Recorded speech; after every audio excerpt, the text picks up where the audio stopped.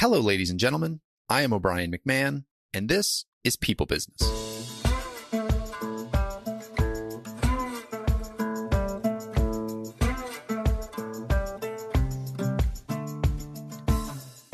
In this episode, I'm joined by Brian Emerson. Brian is a principal and founder of Andiron, where he partners with organizations around the world to achieve sustained results in leadership development, aligning organizational culture and strategy, and harnessing the power of polarities. In addition to his consulting and coaching work, Brian teaches about paradox in leadership and organizations at the University of Notre Dame, University of Maryland, and Georgetown University's Institute for Transformational Leadership. He is also the co-author of 2 books, A Manager's Guide to Coaching and Navigating Polarities, using both and thinking to lead transformation. And that is really what we talk about in this conversation today, is this concept of polarities. I was having a conversation with a friend of mine, and we were talking about the importance of being able to hold 2 seemingly competing truths at the same time, or finding the way through 2 seemingly conflicting ideas to lead towards success, and how important being able to do that is to navigating towards success in so many different walks of life. And she had actually taken one of Brian's classes at Georgetown and had recommended I reach out to him. I did. He was kind enough to come on, and this conversation absolutely delivered. Whether we think about polarities in terms of politics, which we actually do talk a little bit about in here, or, just in everyday work and life, right? How do we manage organizations between being disciplined and free thinking, right? Those can seem conflicting, but they're actually not. And we need to navigate the space between and be flexible in how we think about those 2 concepts. So this applies in all different walks of life. It applies personally, professionally, politically, community-wide. There is a ton in here that you can take and apply. And I think once you see these things, it's really hard to unsee them, and it can really improve your thinking and the way that you interact with people who have differing points of view. So very excited to publish this. Here is Brian Emerson. Brian, welcome to the show. As we were just talking about before hitting record here, I'm excited for this one because a big part of my belief system is around our ability to hold 2 competing truths at the same time. And that is what we are going to talk about today, because that's what a lot of your work is. So I'm going to nerd out on this one, and I apologize to anyone listening if I get a little overexcited as we get in. So welcome to the show. Thanks. It's great to be here. I'm really excited about it. So let's start a little bit at the beginning. And how does one decide to get a PhD in paradox? Yeah, interesting. So, the PhD in, I think the question is, why does one decide to get a PhD, period? Like that's the. So I started learning about polarities, these interdependent pairs that you were just talking about, actually last century, from a man called Barry Johnson, and who did lots of some of the initial conversations around polarities. And when working and studying, just being mentored by Barry, I had lots of questions, sort of like you do, right? And just sort of real interest around what does it mean? Why these tensions, and how do they play out in organizations and in our lives? And the more and more curious I got about it, I thought, well, I'm either going to have to pay somebody to make me read all this stuff and answer all these questions, because I keep, buying books and, putting things aside. So I decided to go back and get my PhD, and my PhD is actually in human development and organizational systems. And I did it with a focus on how does paradox, these 2 competing, opposites, as you say, how do they play out, and what role do they play in our development as humans and inside of our organizations? And so the focus was really on paradox. And so, what kind of research were you doing to get your PhD? How were you positioning paradox, or what were you researching about paradox? Yeah, so I looked at the ways in which, when a system or an individual, a team has to hold two competing opposites at one time. I looked at, how does that show up? And so how does it show up inside of organizations with cultural tensions? How does it show up inside of societies like the United States of America right now, and the cultural tension that we have around competing opposites? And my research really looked at what happens inside of a group when they encounter a tension like this and they don't have a way to make sense of it.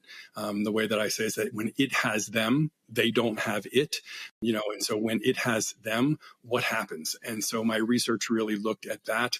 And then, so what can we do to try to shift those things? So you kind of defined it quickly, but is there a definition of polarity that you like the most? So the definition that we typically use is that polarities are situations in which two seemingly opposite states, they're actually not opposites, but two seemingly opposite states have to coexist over time for success to occur. Right. And so there's a lot in there. One is that it's the seeming opposite. So many times people will say, polarity is structure and flexibility, and they'll say that the opposite of structure is flexibility. Well, flexibility is not really the opposite of structure, right? And so they're seemingly opposite. The brain makes them opposites. They have to coexist over time, meaning that over time, if I'm a leader, I need to have enough structure and flexibility to be successful. But there may be, a project that I'm in that I have to focus just on structure, right? But that's not over time, and so the over time is an important piece as well when we talk about it. Okay. And why is this so hard for us to do? Yeah, that's a great question. It's really hard. And it's one of those things that, as someone who has studied and taught and grappled with this stuff for a very long time, helping people understand how difficult it is actually difficult. Because people say, oh yeah, I get it. We need to do both of those. And then they run off, and it's like, yeah, but you're not doing both of them, right? It's a lot harder. It's just a lot harder than we think it is. Yeah. It's hard because the brain is wired for either or. Right. I mean, think about from an evolution standpoint, right? Either I eat it or it eats me, right? It's not like both, so the brain we evolved over time to make fast decisions based on either or. So that's one reason. Another reason is that from just an adult development standpoint, like we are wired earlier in our lives to think black and white, and we're not as comfortable in the gray. And it's not until we mature over time that we can actually stand more in that gray space. So it's harder for us because we think earlier in our lives that we have to take a side, right? We can't be two things. It's hard because we begin to wrap pieces of our identity or the story that we tell ourselves about ourselves. Many times we we connect that to the pole of a polarity. There are many things that go into, making up our identity, and this polarity is just one piece of them. But I'll go back to the structure flexibility. If I have really, part of how I see myself is someone who brings structure to the world, I start to tell myself a story that I'm the guy who keeps the trains on the tracks. Yeah. I'm the guy that if things are chaotic over there, put me in. I can get it under control. And we begin to wrap our whole mind around this. And then what can happen is we start to think, well, if I'm not, I can't be flexible then because I'm this, right? So our identity keeps us there. And then even our language, the word versus is everywhere. People talk about structure versus flexibility. We don't say structure and flexibility. We put the word versus in there and it sets it up as a fight. It sets it up as a win-lose. So there's just so many reasons why it's hard. Yeah. There's probably the element too of like, if we are one thing and that's our strength, we can start to undervalue the other thing. 100%. Yeah. And that's part of what my research found was that when we do that, part of how we make sense of who I am is that if we keep using the structure, if I'm the structure person and you're the flexible person, then I begin to tell myself a story. I know I'm structure because I'm not O'Brien. Oh my God, O'Brien, he is off the rails, so flexible, doesn't do anything the same way twice. And we begin to make an other. So we begin to actually have an other in the world who is the other pole. And othering it's part of what we have to do. But what it becomes problematic with polarities is that when we begin to make the other wrong, right? Yeah. Like we begin to demonize the other. We begin to see them because they threaten my pole.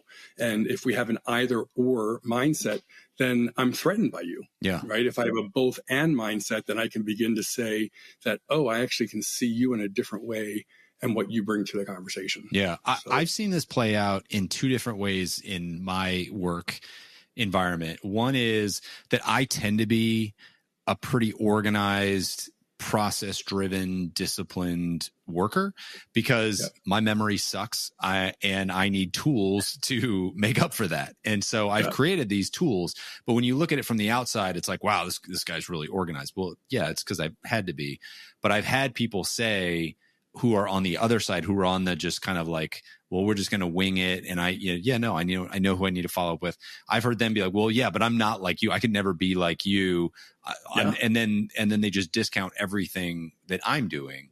But meanwhile, they're still struggling with some things on their end.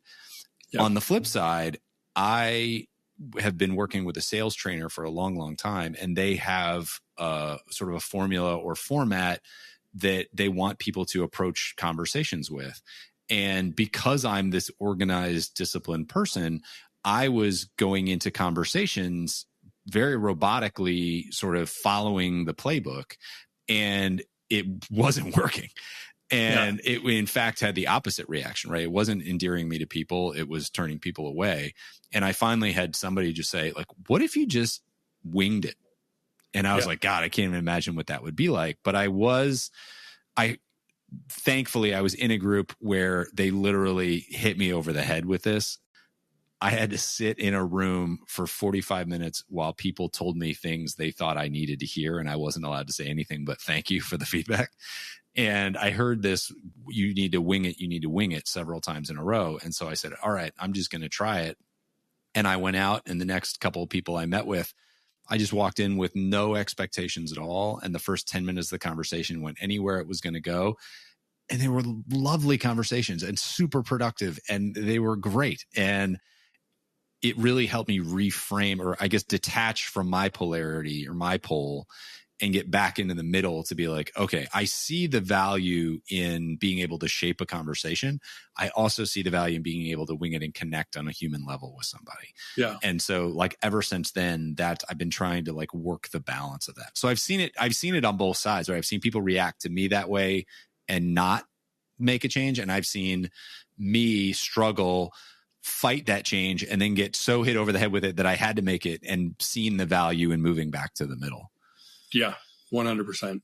Yeah. And you bring up a great thing, which is, and what made it difficult, it sounds like, right, is thinking that you had to give something up, right? You have to. Yeah. Or that something I've been doing is wrong or bad. Yeah. You know, like we don't want to be bad. If one part of us is bad, what does that mean about the rest of us? You know, that's like our big fear. You see people react to that all the time. Yeah. Yeah, definitely.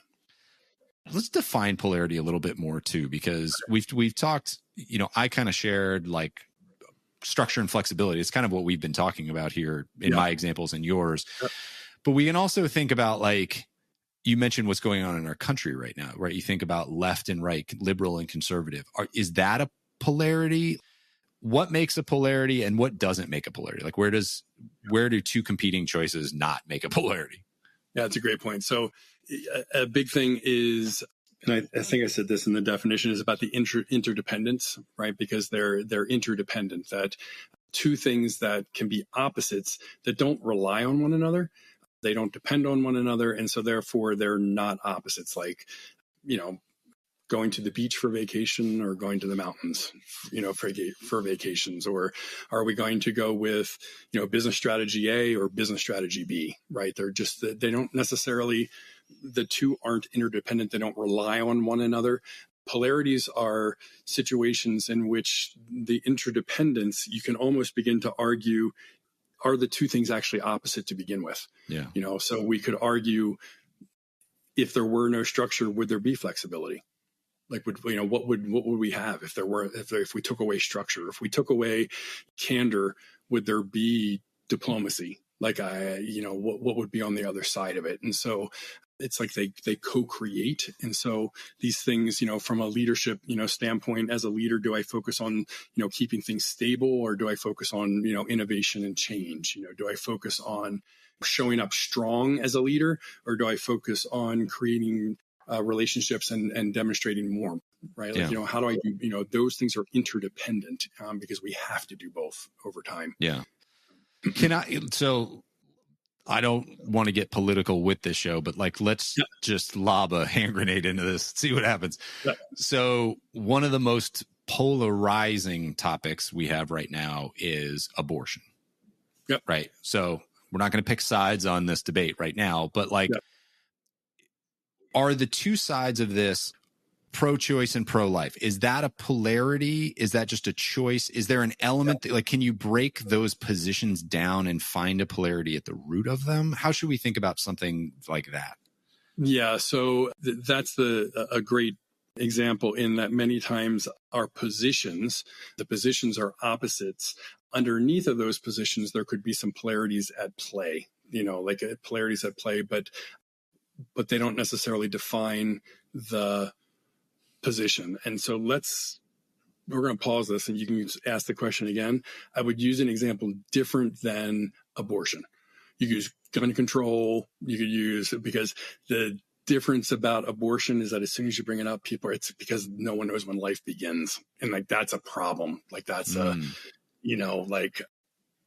so underneath abortion, so it just gets to be it's a sloppier but if you go back and if you ask about like gun control, or if you ask about almost any other big political hot button other than abortion, we can have this. It'd be a good conversation. Got it. Okay. So this is good because this is good because then like the abortion one there's a fundamental truth that we have not agreed on. There's a baseline we haven't agreed on. And so then how we make that, then that's really the issue, is deciding on the facts here as we see them. So let's take some people are going to say I'm saving a life, and the other person is going to say, well, it's not a life. And so it makes it so much, it's a muddier for listeners. It's a great conversation, but like something like gun control or immigration, build a wall, like those things are easier to talk about from a polarity perspective. All right. Well, this is good. And I want to leave this in because I think this is an important distinction, right? Not everything is a polarity. So let's take gun control then. Yep. So you have one side seeking safety and one side seeking freedom, or you can tell me how you see the polarity, but like, where's the polarity in the gun control debate? Yeah. So when there's underneath of many positions, or something that looks like a problem on the surface, there will oftentimes be polarities under it, right, that need to be managed. And so right now in our country, many things get boiled down to like red and blue, right? It's red state, blue state, Underneath of that, one big polarity is focusing on the rights of the individual, or focusing on what's best for the individual, and focusing on the rights or what's best for the collective. There we go. And so, that's a tension that any society ever has to deal with, right? So there's a researcher named Hofstede who he looked at tensions. He didn't call them polarities, but there were tensions that exist in societies, and individual collective is one of them. In the United States, we have a real focus. Our main value is focus on the individual, right? Like that was what the country was founded on. And as a result, so people who on one side of the gun control, it's about my individual rights, right? Do not take away my individual rights. And so they're right. Right.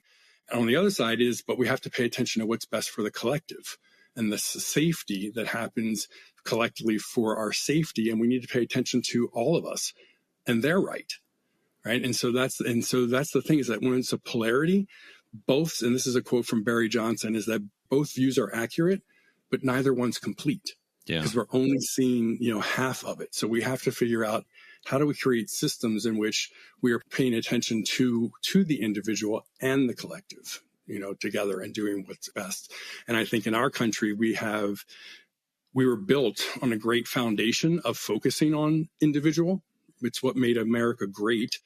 And over time, in my opinion, we've had 200 years of focusing on that pole, and we're getting some of the overuses of that pole, right? Of focusing on the individual. And that is what's really creating this push, I think, in the country. So many people don't want to focus on the collective, that other pole. And it's creating this really big tension. And you see it happen, everywhere. And so I think that's interesting. That's just a little bit. So do you see then in the research or just in your personal experience that when an individual or a group over indexes on one pole, that there's bound to be a reaction towards the other pole? As strong as you attach to one is going to be like the equal and opposite reaction toward the other? Yeah, I mean, when in a system, what begins to happen is that when you begin to experience the overuses of the pole, right, of focusing on a pole. And so we've been focusing on the overuse of structure for too long. And so things are rigid. Well, what do we want to do? Let's set up an innovation effort inside the organization. Yeah. Right? We want to go to the other pole. Or, what are we going to do now? Let's pay attention to the collective. And so if you look at, the revolutions that have happened throughout history, many of them are because they've been, they overuse a pole and it's moving to another pole. If you look at, when I go inside of an organization and they say, oh, we're having this type of a transformation effort, 99.9% of the time, the transformation efforts are because we are overusing one pole and we are trying to we're going to swing the pendulum. Yeah. Right, to the other pole. And then what happens is we put a lot of effort to swing the pendulum inside of an organization from, we're going to be locally focused. No, now we're going to be globally focused, or, we're, whatever the polarity is, centralized, decentralized is the easiest one to see inside of an organization. Yeah. We put transformation efforts into place to swing that pendulum. Yes, that makes so much sense. And I realized as soon as I said it that I was like, oh, this is the pendulum swinging back and forth. This is what we're talking about. Pendulum. What is never really said is we're not talking about the poles that it's swinging between. We just talk about these pendulums swinging back and forth. But the reality is that there is a pole on either side that this is moving back and forth between. And if you think about it as a polarity and you think about it being, as you said, interdependent, yet seemingly contradictory, that we need to figure out how to coexist in the middle, not swing these things back and forth. So it seems to me like when we have a strong affinity for something, it's really, really hard to get out of our own way. And the path is almost like, it's like a magnet almost pulling us into that pole, which makes sense because the poles are magnetized north and south. My analogy is playing out here. But like, it does seem like there's a magnet in that pole that kind of pulls people in that direction and makes it over time get stronger and stronger and stronger, which is, as you just pointed out, then inevitably going to make that reaction stronger and more violent. And so is that what you see happening? Do you see that? And how do we counteract the magnetism of that pole? Yeah, well, I mean, it is a great analogy because there is a magnetism, right? And it's a magnetism to us being attracted to that pole and the benefits that pole will bring, while at the same time, we are running away from the overuses of the other pole. Yeah. Right. And so it's the other. So we're actually so we've got this sort of thing where we're moving away from something, but we're also being attracted to the other. So I was on the phone with a client this morning, and they are an organization that is beyond the startup phase, right? And so highly innovative, tons of ideas flying around. They get lots of things done, and things aren't really repeatable and they're not really scalable, and things are falling through the cracks. And so now there's a transformation effort in place for operational excellence, right? And so they're going to be moving to operational excellence, which is swinging the pole. If they're not careful, right, they'll swing the pole. But what they're doing is they're being attracted to what feels good about operational excellence, which is, we can actually get some costs under control, and we can make things efficient, and we can make things repeatable, and get away from, right, the thing that's driving us, which is get away from the chaos and the waste that we have right now. And it's a huge attraction, to the other side. So what are you advising them then? How do we pump the brakes on that and land in a more sustainable middle ground? Yeah. So there's a couple of different things. One is to really, we use a tool called the Polarity Navigator, which actually helps us because all we can do with the polarity is navigate it, right, over time. It's never going away, right? And so as long as the United States exists, we're going to have to deal with individual collective. As long as, you're doing what you're doing, you're going to have to deal with structure flexibility, right? And so all we can do is navigate them. We can't solve them. And so by using the navigator as a way to help us figure out how are we going to take action and set up strategies, we come up with different strategies that we can put into place. We can come up with a way that actually begins the blend that gets the best of both without overusing them. And so in this case, it would be sitting down with them and looking at what are the changes that we're really trying to make and how are we going to make those changes in a way that don't sacrifice the benefits of the other side. Yeah. Because many times what happens is we get so focused on the direction that we're going, we throw the baby out with the bathwater, right? And so in a short way to do that, the short, easy way or easier way is to many times we will ask transformation questions are set up on what I call a diagonal, which is really going from the overuses of one thing to the benefits of the other. You'll hear a problem statement that says, how do we get rid of this waste and inefficiency and bring in more operational excellence? That's the question. Yeah. Right. And so what happens is organizations, teams go out and they answer that question. But if we can ask the question differently in more of a both and fashion, which says, how is it that we can bring in more operational excellence without losing the creativity and flexibility that our teams have to execute? Yeah. Right. It's that without losing piece of the question that we oftentimes forget to ask. And, as leaders, we don't have to know the answer. As leaders, we just have to know the right questions to ask. And asking a both and question is going to get us way further than just asking, how do we move from this to this? What would one example of a strategy be to solve a problem like that? Do you have one? If I give it to you, then they're going to listen to the tape and I won't have to. No, I'm just kidding. If there's only one, then you can keep it. But if there are many, I would love to just hear one example of what this looks like in practice. So an example of a client that I can think of that was trying to move from sort of the overuse of innovation, more towards consistency. One of the things that they realized was that as they were moving towards consistency, they wanted a process for everything in the book, right? And so the first thing that they went through is they, instead of just going through and beginning to have crazy governance structures and crazy SOPs, is they went through and they identified what they called the bare minimum, right? The bare minimum efficiencies. And so they went through and they realized that instead of creating a list of 46,000 SOPs, we were only going to have SOPs around 3 things, right? And then they began to, even from there, limit the number of steps that each SOP could have, right? And so that they didn't overreact, right? Now, some of their SOPs did go a little bit more than that, but they were intentional about it. In that case, right? They were intentional about when they were getting too far. And so they actually talked about more about how do we use the mindset of this balance of execution and innovation. How do we use that mindset to create the SOPs? Yeah. Right. As opposed to just focusing on execution. Yeah. The thing that pops into my head when you say that too is that we often underestimate the power of small but consistent effort.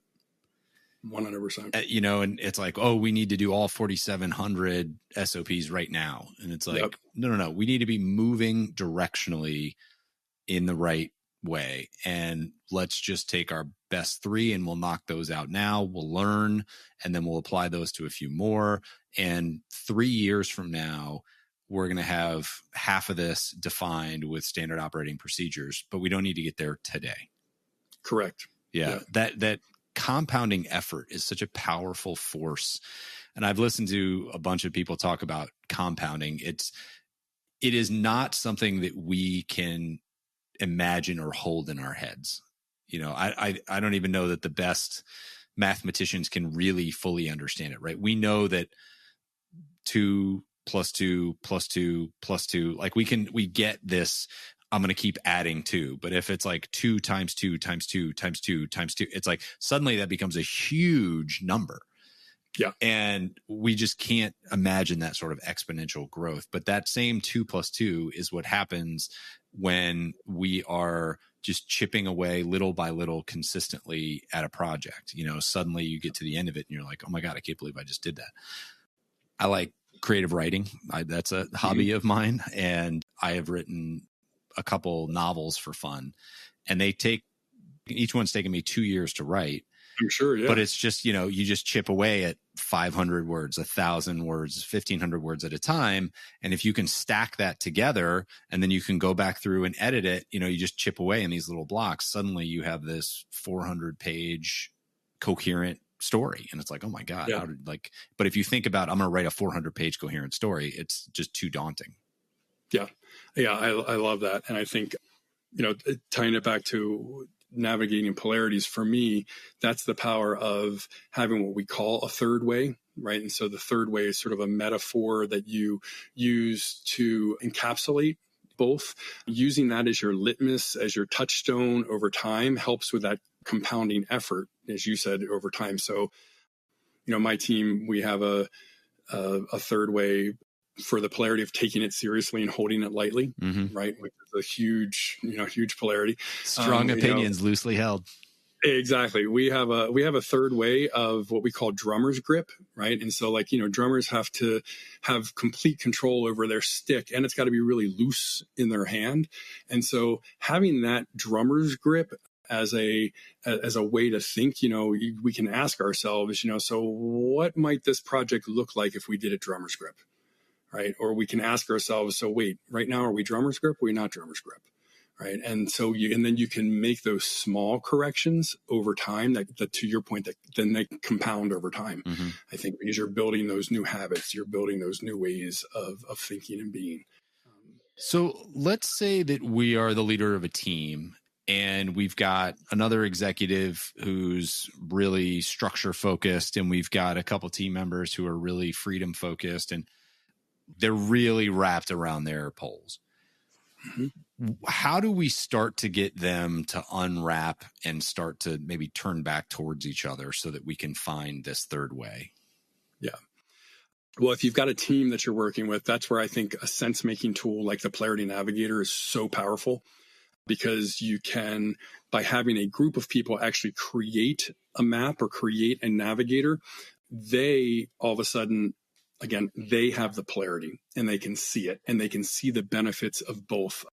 One of my favorite stories is working with a team of people at a hospital, actually. And the tension they were dealing with was hospitals in this country, they have to focus on taking care of patients and running a business, right? Like that's, they've got to do both, right? And so on this team, there was huge tension between the CFO and the chief nursing officer all the time, because they were representing these two poles. And I'll just never forget creating a navigator with them where we actually looked at the benefits and the overuses of, they called it, focus on people, right? And focus on profits that's how they named the polarity. And as we did it and we put it up on the wall, the CFO said, "Oh my God, I get it." And he looked at the chief nursing officer and he said, "You're not wrong. And I'm not wrong. And this thing's tearing us apart.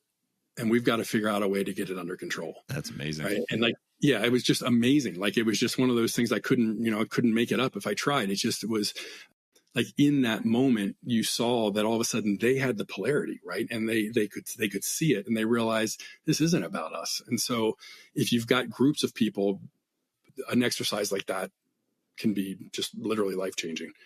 So how often when you start working with somebody is that the source of the disagreement, where it's like, we can really just boil this down to two people are right and we just need to figure out the commonality in the middle? And how many times is it like somebody's just an asshole and likes to win, or like some other fill in the blank issue, right? Like, are a lot of our problems just boiled down to the fact that we can't see the ways in which the other person is correct? Or is it like, yeah, some of the time that's the case, but some of the time it's not? Yeah. So not everything's a polarity. Yeah. I mean, that's, like I mean, polarities are not they're not the end all. They're just a way, right? They're not the way, to make things better. And so it'd be very ironic if they were the way, right? If this whole thing about balance was the only way you could go. Exactly. Yeah. And so, because we say that, quite a bit, that either or thinking and both and thinking are a polarity. Right? Yeah. I mean, that's and so that being said, there are times when there are assholes and there are just people who are, whatever. But I do find that at the root of most big conflicts, there's one or two polarities that are at play that might not be the sole reason, but if you could help people see the polarities, it unlocks the conversation enough that you can actually begin to get to some of the other things. So, and sometimes people are just jerks and it's not going to, you're not going to do anything about it. But yeah. What are the things that you do? So let's say somebody kind of like maybe is a jerk or maybe not a jerk, but like is stubborn and won't come off of this.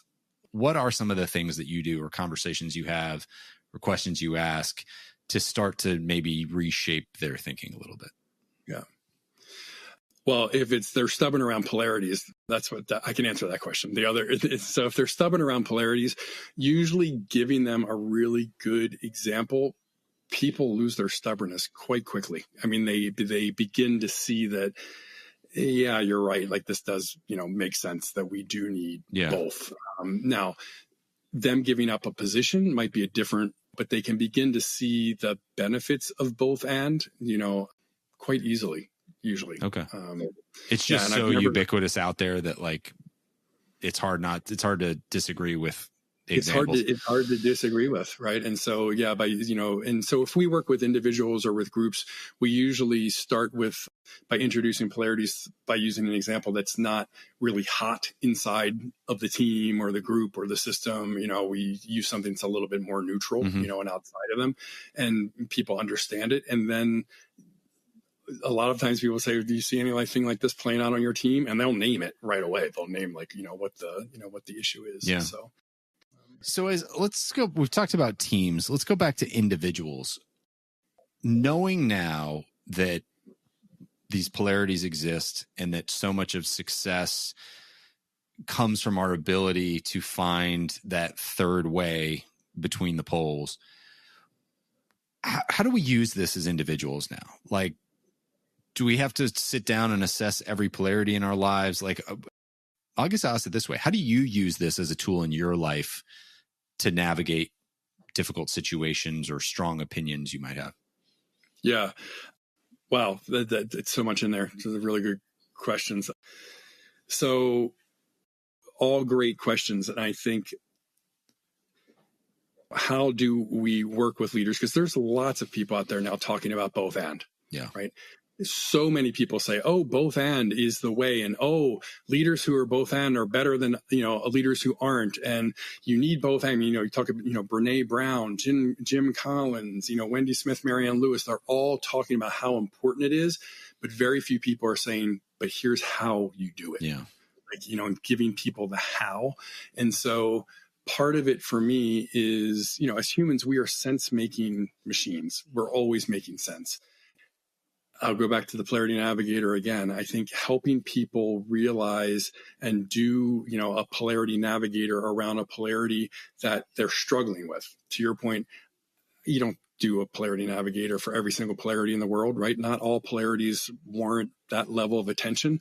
So for me, when I'm working with a leader, or any individual, I'm looking at, is there a polarity that you're not navigating well that is creating some level of suffering, right, in your life, right? Where it's impacting results, relationships, communication, morale. And if so, that's a polarity that's worth stepping back and making some sense about, to be able to use a navigator, to come up with a third way, to come up with some strategies that you can use yourself. And so you asked about me. So what do I do? One of the polarities that I know I have to struggle is not the right word. I have to pay attention to all the time is exuding competence and exuding humility.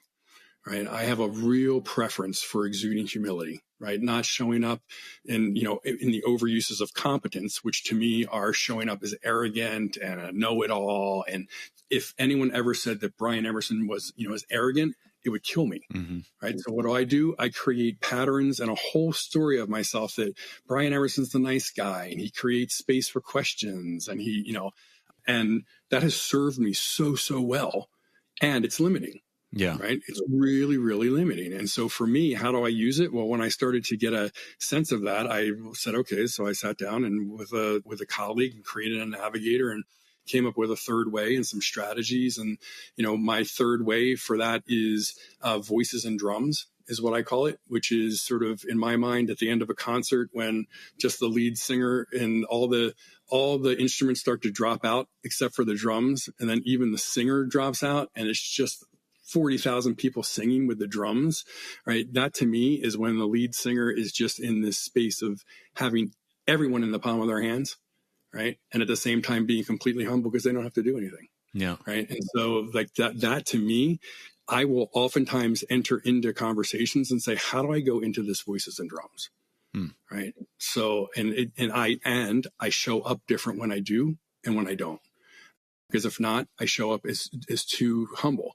And so a strategy that I have around that, which was a stretch for a while, much easier now, is like earlier we were talking about my research. And I actually said in my research, that's a strategy, is that I made it a goal that when I was talking to people in a class or on a conversation like this, that I would actually say my research.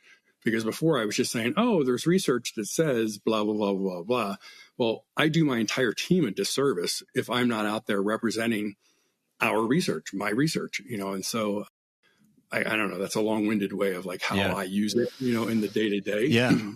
Well, I like that because I've talked on here so many times with people who all have the same message of like, you can't get good at a skill unless you get your reps in with that skill.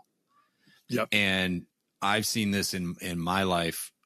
So when I started doing what I do in sales, I was all cold calls. I didn't have any network. I didn't know anybody. I just had to pick up the phone and try to get people to meet with me. But over time, I built up this network and I wanted to start to use that network for more warm introductions because you can move things forward a lot faster. But my whole incentive structure and identity was wrapped around the first one. So anytime I had a free moment, I would go to the first one. So what I did was that same sales coach I mentioned earlier, I said, hey, I need an accountability partner. You don't have to do anything, but I'm going to send you an email at the end of every day telling you how I went to my network for my business versus the cold calling. Yeah. And after a year, she's like, do you still need to be doing this? Like, I probably missed 3 days in a year. Yeah. And I said, you know what? I feel like I still need to be doing this. Just it's not locked in yet. And about 6 months later, I was like, you know what? I'm going to stop sending these to you. I don't think I need to do this anymore.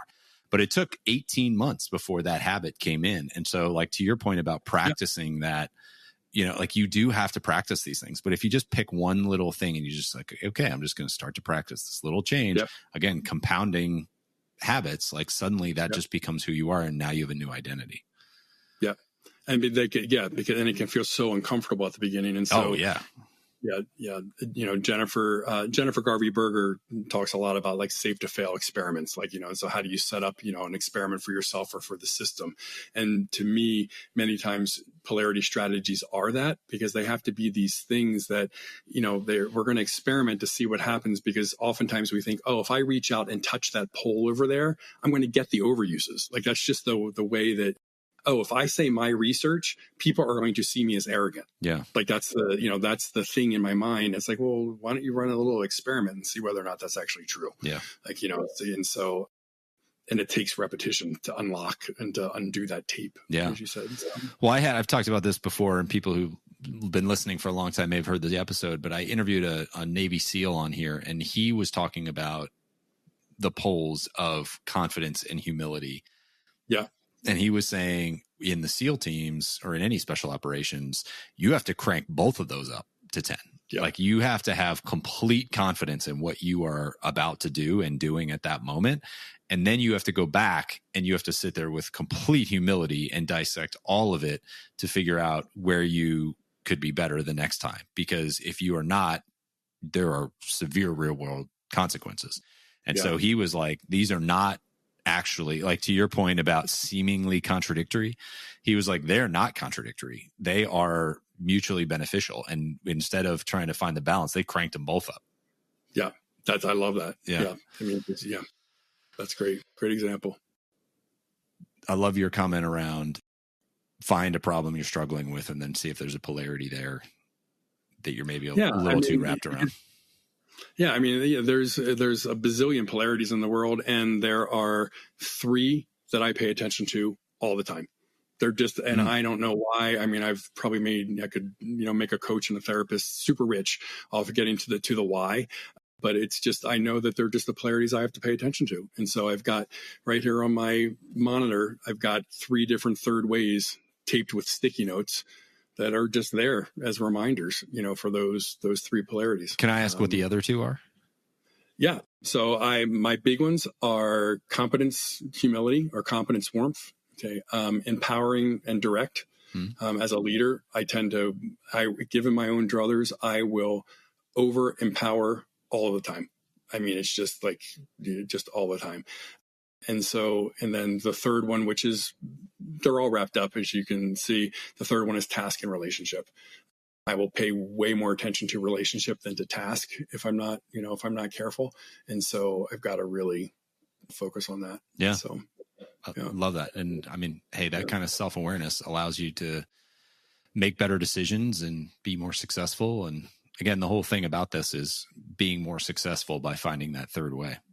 Yeah.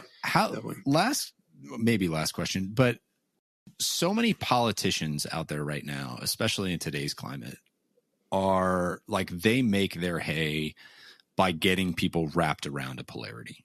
Yep. Right. They stoke fear. Fear is the strongest emotion, and we latch on to these strong opinions. How do we protect ourselves against those messages from other people? Oof. How do we protect ourselves? That's not what I thought you were. I didn't think that was the question. That's going to be great. I think, I think part of it, how do we protect ourselves from the magnetism of that pole when somebody else cranks that thing up? Yeah.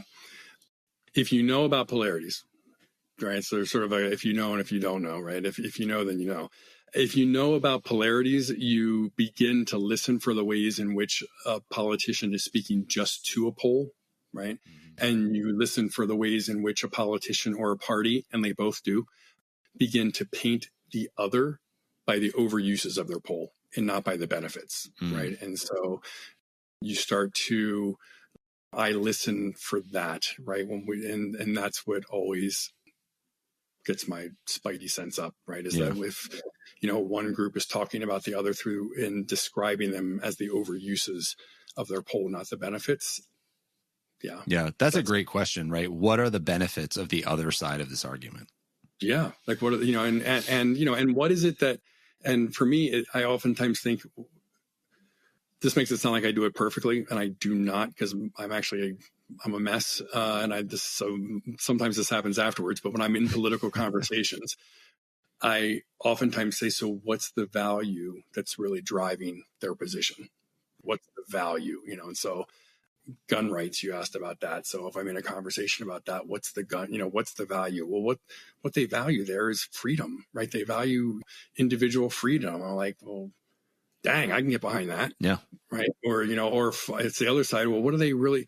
They're worried about the good of the collective. They're worried about safety of the collective. Well, all right, I could probably get a little bit behind that. Yeah. And so it's easy not to get behind their overuse. Yeah. Right. On either side.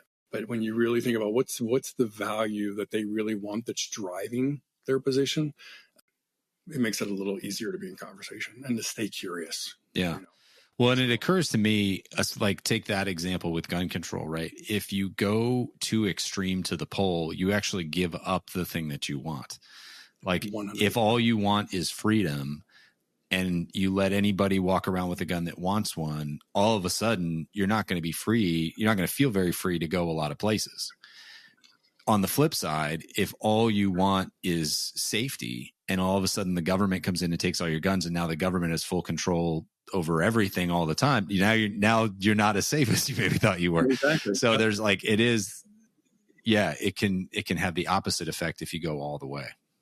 Yeah, 100%. And then we end up getting the overuses, and it's on either side. And it doesn't always mean that the answer is easier to find. It's just a different question, right? Yeah. The healthcare debate was such a big debate about freedom to choose my doctors and, not freedom to choose my doctors and safety, and so it's, but so how do you ask a different question that says, well, how do we give people freedom to choose their doctors and at the same time not have people falling through the cracks? Yeah.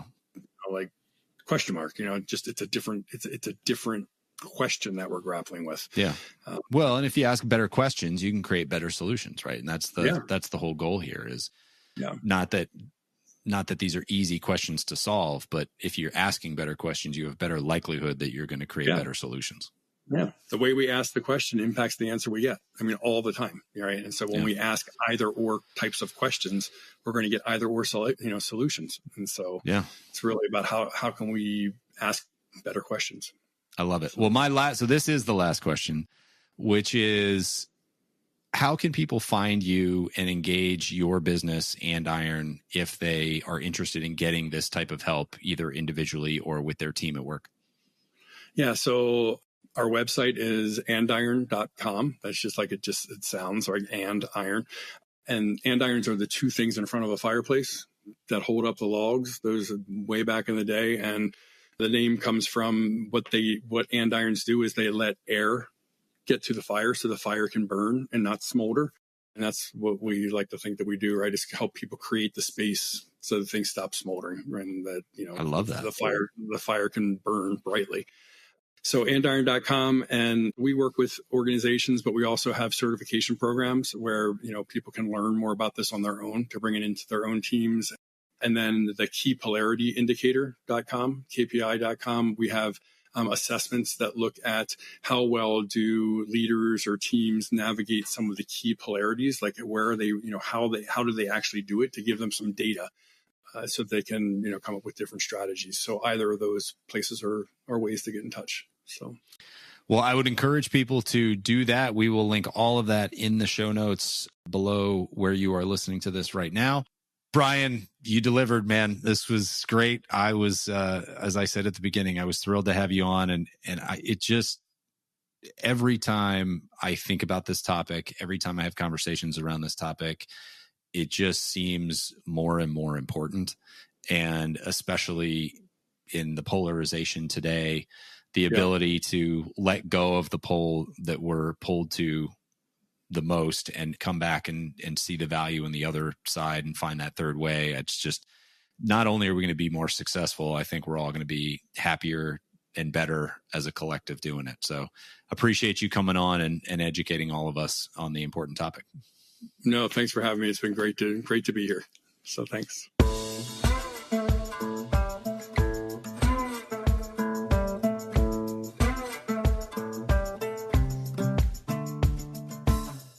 Hey folks, one last thing before you go. If you enjoyed the episode, make sure to hit subscribe so you can stay up to date with future guests.